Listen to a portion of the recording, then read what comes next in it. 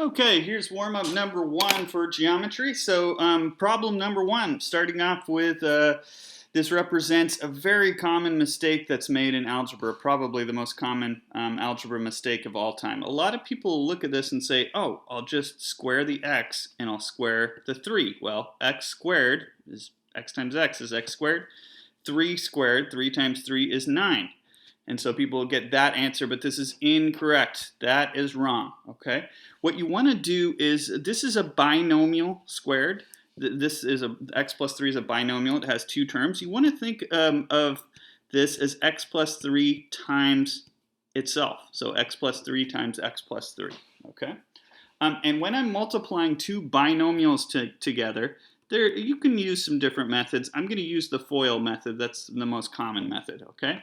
And so this is a nice way to remember how to multiply binomials together. FOIL stands for first, outer, inner, last, okay?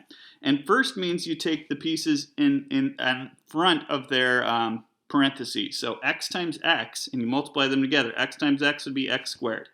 Outer means the ones on the outside. So x times 3 is going to be 3x, okay? Inner, those are the pieces on the inside, the terms on the inside. 3 times x is 3x again. And last, those are the pieces at the end of their parentheses. 3 times 3 is 9. So I did all that multiplication. Now I'm going to add all of these terms together. And I do have some like terms in the middle there that I can combine. And then I'll wind up with x squared plus 6x plus 9. Not just x squared plus 9. So if you just square both terms, you miss out on that middle term, which is important, and you need that, okay? So there we go. Okay, some more algebra then. Let's factor this. So factoring, this is a trinomial this time. It has 3 terms. Factoring really means breaking something apart into a multiplication problem, okay? So first thing I'm going to do when I'm asked to factor is see if there's a common factor. I'm thinking, does anything go into all 3 terms?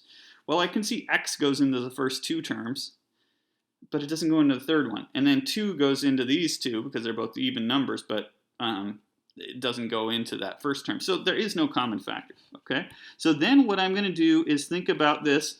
Well, you know, when I multiply this together, I got a trinomial, right? So when I take this trinomial and break it apart, it should look something like this. It's going to be different numbers, but I'm going to have 2 parentheses. And I already know what's going to go in the front because if you think about FOIL, this piece times this piece is going to give me x squared. So this has to be x and x, assuming that this is factorable, which it is. Okay. And then so the trick is I need to figure out what goes in at the end of my 2 parentheses. Well, first I need a working pencil.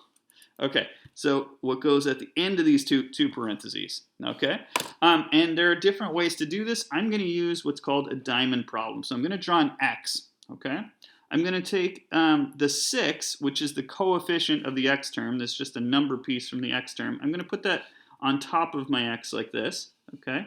And I'm going to take the constant, that's the number at the end that's not attached to x or x squared. That's the 8, and put it down there, okay? Now this is a little puzzle, this diamond problem. I'm looking for 2 numbers that I can add together to get the number on top, add together to get 6, and those same 2 numbers I want to be able to multiply to get 8. And so it might seem like there's not that many numbers I can use to add to get 6, 1 and 5, or 2 and 3, or 0 and 6. But there's actually an infinite amount because I could use 100 and negative 94, right? And that would also add up to 6. So I usually start with the multiplication part. I think about different ways to multiply to get 8. So I'm just kind of brainstorming down here below. Multiplying to get 8 using integers. So I don't want decimals or fractions, but if I'm using integers, nice round numbers, 1 times 8 could work, or 2 times 4. Or I could actually do the double negatives. I could do negative 1 times negative 8. Negative 2 times negative 4. And those are the only 4 ways that I can multiply to get positive 8 using integers, okay? So I'm looking through those, or you don't necessarily have to write them down, but you want to kind of be thinking through them, and I'm thinking, well, which of those pairs adds up to positive 6? Only one of them does. That one, okay? So I'm going to put those 2 numbers in here that represents, that's the solution. And I could have done 4 too. It doesn't matter which one's on the left and which one's on the right. So I could have reversed them. It doesn't matter. But these two numbers tell me what goes in the back of my parentheses. So I got a 2 here and a 4 here. Okay, and then I just want to show that that's a different term than this one. So I want to separate it with a plus sign like that and that. And you could have the x plus 4 out front. It doesn't matter what order these two parentheses are in, but they have to be those two binomials. Okay, and there you go. That's factored completely. Okay, all right, and now on to some geometry. So coplanar, that means points that are on the same plane. Now technically you can pick any 3 points that exist and draw a plane that goes through all three. But all 3 points. But in this problem, let's assume that they're talking about the planes that are drawn here. So one of the sides of the box, so the front or the back or the top or the bottom or the left and the right of the box. Let's say that those represent the planes, okay?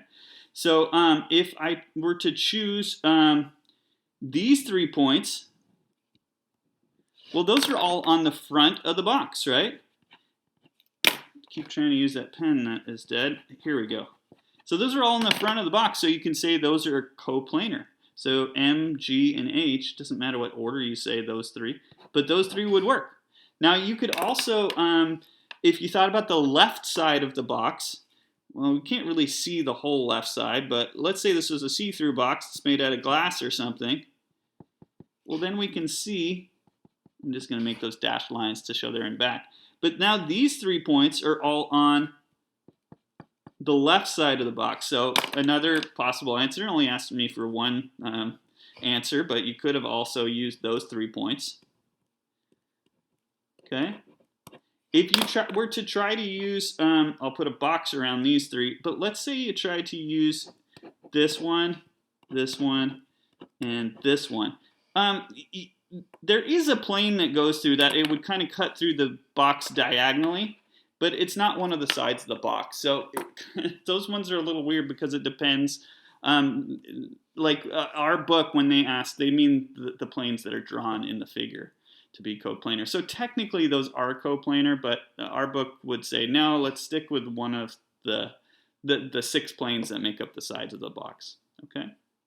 So for non-coplanar points, well, those 3 that I have boxed and this one, well, if you think about that, there's no one flat plane that you could draw that goes through all 4 of those. You could do it if you turned a corner or if you had a plane that was curved or something, but then it wouldn't be a plane because planes aren't curved, they're flat. So just the 4 points that are, the 4 points in the diagram, in any order, those 4 points are non-coplanar. They're not on the same plane. Not on the same plane. Okay, our J, M, and H. Oh, and I talked about that before. So J, M, and H here. Let me color code those again. J, M, and H. So again, that depends a little bit on your interpretation, but using the way our book interprets it, those are not coplanar according to our book because it's not one of the drawn planes. You could draw a plane that goes through. So actually, I don't really like the book's answer here, but I'm going to stick with it. But you know, there is a plane like that that goes through all 3 points. But I'm going to say I wouldn't put a question like that on a test because it would be legitimate if you answered yes or no. But I'm going with the book's way and saying, no, that's not one of the planes that makes up the sides of the box.